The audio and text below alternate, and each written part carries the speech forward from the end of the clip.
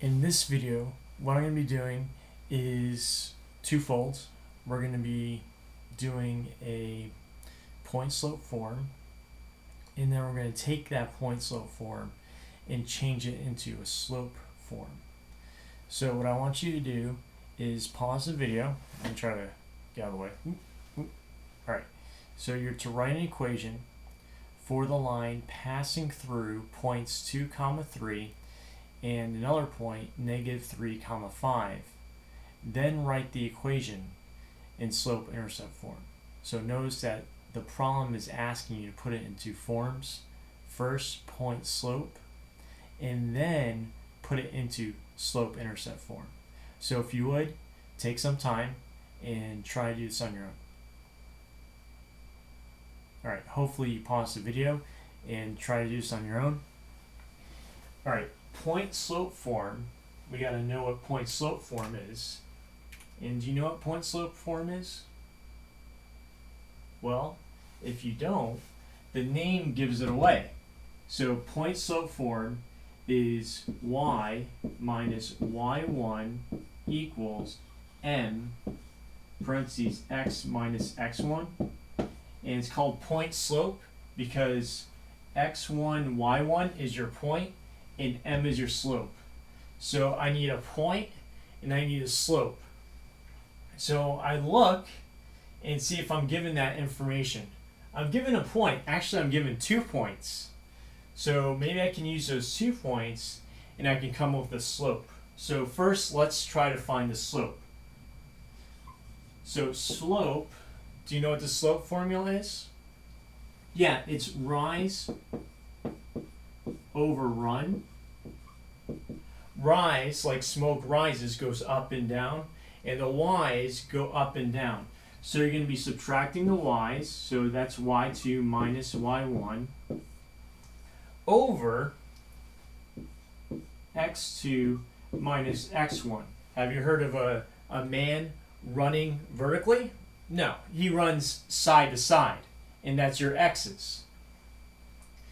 So when you're doing the slope formula, what matters is you have the points lined up.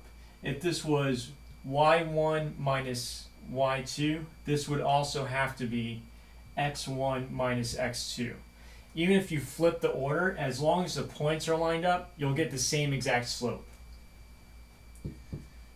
And you can test that on your own if you want. You can just flip around the numbers, see if that works, and you're going to get the same answer if you did it correctly. Alright, so y2. Let's label them. So let's make this x1, y1, x2, y2.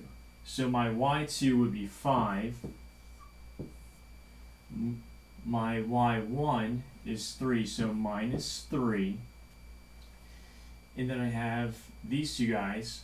So this is, let's start with x2. x2 is negative 3.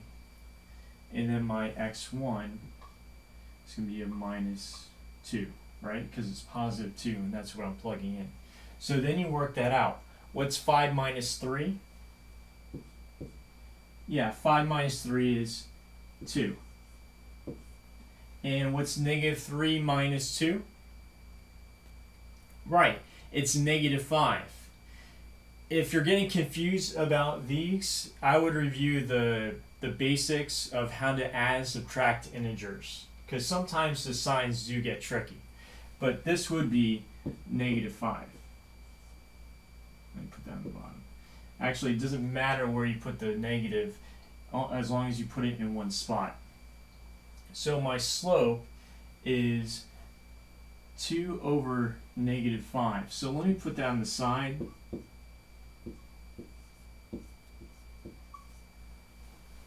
Alright, I'm putting that aside so then I have room to do my magic.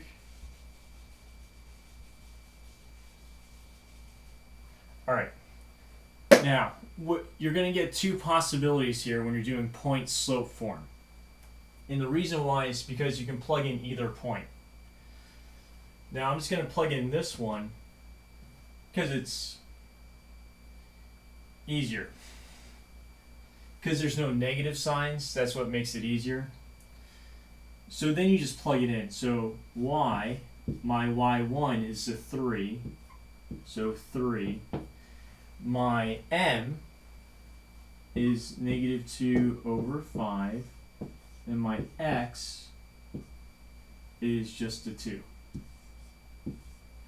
Alright, now that's the first step. I answered the first question. It wants an equation in point slope form. So all I have to do now is take this and put it into slope-intercept form. And what's slope-intercept form?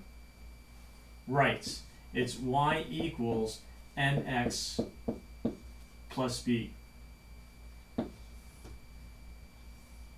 And why is that called slope-intercept form? It's very straightforward. M is your slope and b is your y-intercept. That's pretty much it. So what you want to do now, once you get it into point slope form, all you have to do is solve for y, and that's it. So what you want to do is you want to distribute. So you have y minus 3. You distribute, so that's negative 2 over 5 x. Now I have a negative 2 over 5 times a minus 2. A negative times a negative makes it a positive. When you're multiplying fractions, you multiply the across. So it's 2 times 2, which is 4 over 5. Then what you're going to do is you're going to add 3 to both sides, right? Because you're just trying to get the y by itself. Once you get it by itself, it's going to be in this form automatically. You might have to change the order around, but once you get y by itself, it's pretty much there, if not already there. So the 3's cancel out. Now you have this guy. Well, that's a 3, and you have a fraction there. So what you have to do is make a common denominator. So that's, you assume it implies that it's over 1.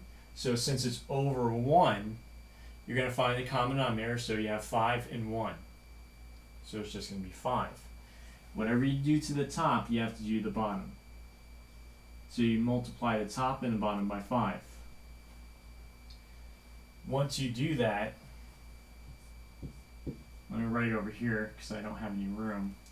It's going to be y equals negative 2 over 5 x plus, now this is 15 over 5. What's 4 plus 15? Yes, 19 over 5. And that's your final answer. That's all you have to do. So you ended up getting y equals negative 2 over 5 x plus 19 over 5. So negative 2 over 5 would be your slope, and 19 over 5 would be your y-intercept. And that's it.